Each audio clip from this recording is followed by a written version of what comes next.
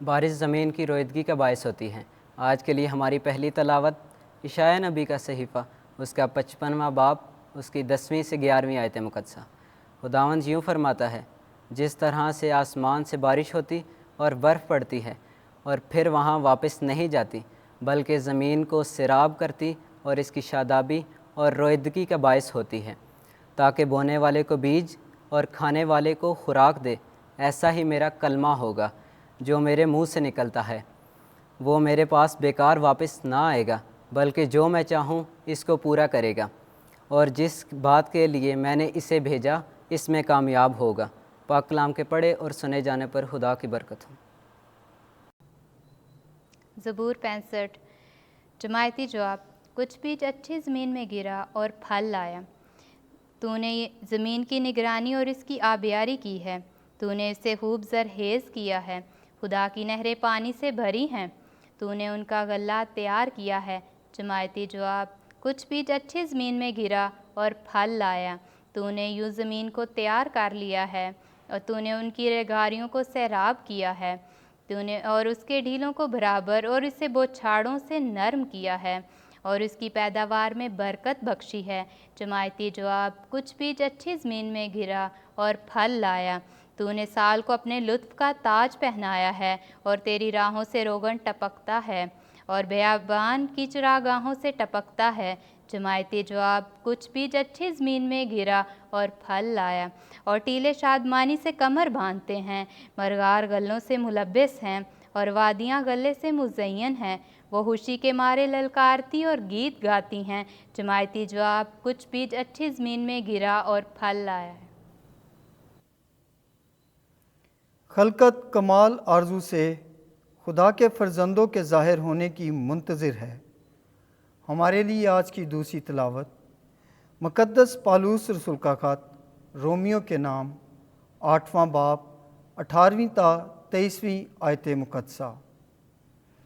اے بھائیو، کیونکہ میری سمجھ میں اس زمانے کے دکھ درد اس لائق نہیں ہیں کہ اس جلال سے جو ہم پر ظاہر ہونے والا ہے مقابلہ کر سکیں، کیونکہ خلقت کمال آرزو سے خدا کے فرزندوں کے ظاہر ہونے کی راہ تکتی ہے، اس لیے کہ خلقت بطالت کے تابع ہے، اور اپنی خوشی سے نہیں بلکہ اس کے سبب سے جس نے اسے تابع کیا، اس امید پر کہ خلقت بھی فنا کی گرفت سے چھوٹ کر خدا کے فرزندوں کے جلال کی آزادی میں شرکت حاصل کرے گی۔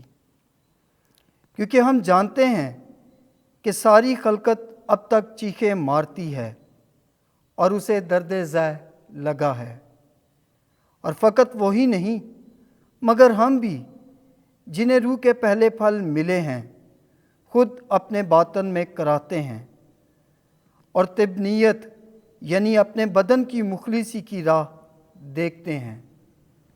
پاک کلام کے پڑھے اور سنے جانے پر خدا کی برکت ہو۔ خداوند آپ کے ساتھ ہو۔ انجیل مقدس متی کے مطابق اے خداوند تیری تمجید ہو۔ 13واں باب 1 سے 23ویں آیت۔ ایک بونے والا بیج بونے نکلا۔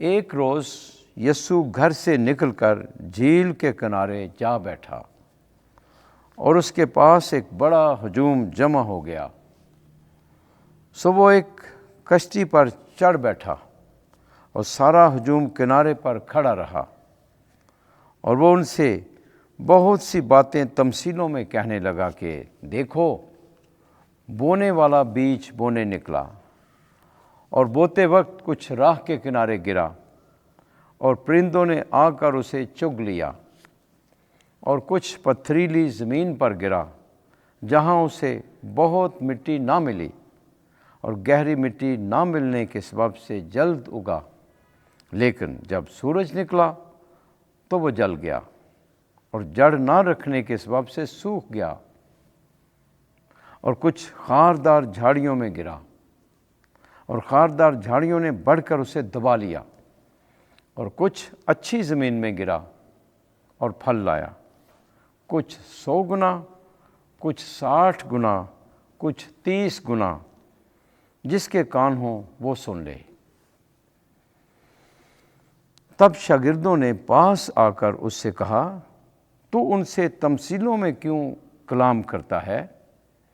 اس نے جواب میں ان سے کہا کہ آسمان کی بادشاہی کے بھیدوں کی معرفت تمہیں بخشی گئی ہے، لیکن انہیں نہیں بخشی گئی، کیونکہ جس کے پاس ہے اسے دیا جائے گا اور اس کے پاس افراط سے ہوگا، مگر جس کے پاس نہیں ہے اس سے وہ بھی لے لیا جائے گا جو اس کے پاس ہے۔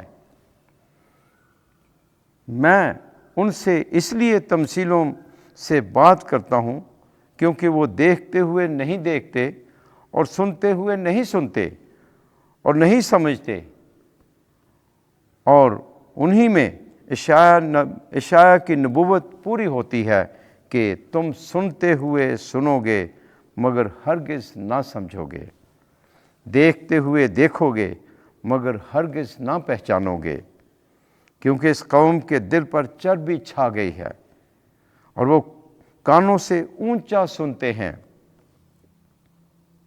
اور اپنی آنکھوں کو بند کر رکھا ہے، ایسا نہ ہو کہ آنکھوں سے پہچانیں یا کانوں سے سنیں اور دل سے سمجھ کر رجوع لائیں اور میں ان کو شفا بخشوں۔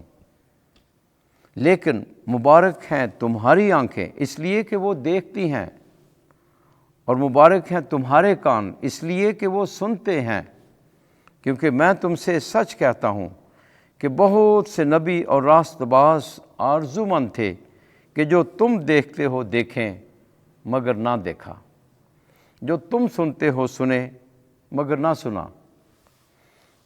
پس تم بونے والے کی تمثیل کا بیان سنو۔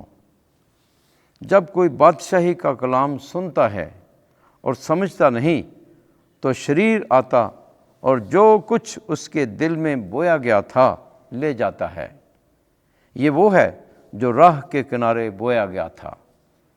جو پتھریلی زمین میں بویا گیا وہ ہے جو کلام سنتا اور فی الفور خوشی سے قبول کر لیتا ہے، لیکن اپنے اندر جڑ نہیں رکھتا بلکہ عارضی ہے، اور جب کلام کے سبب سے مصیبت یا ظلم برپا ہوتا ہے تو وہ فی الفور ٹھوکر کھاتا ہے۔ اور جو خاردار جھاڑیوں میں بویا گیا یہ وہ ہے جو کلام کو سنتا مگر دنیا کا فکر اور دولت کا فریب کلام کو دبا دیتے ہیں اور وہ بے پھل رہ جاتا ہے۔ لیکن جو اچھی زمین میں بویا گیا یہ وہ ہے جو کلام کو سنتا اور سمجھتا ہے اور پھل بھی لاتا ہے، کوئی 100 گنا پھل دیتا ہے، کوئی 60 گنا، کوئی 30 گنا۔ انجیل مقدس کے وسیلے سے ہمارے گناہ معاف کیے جائیں۔ اے مسیح تیری ستائش ہو۔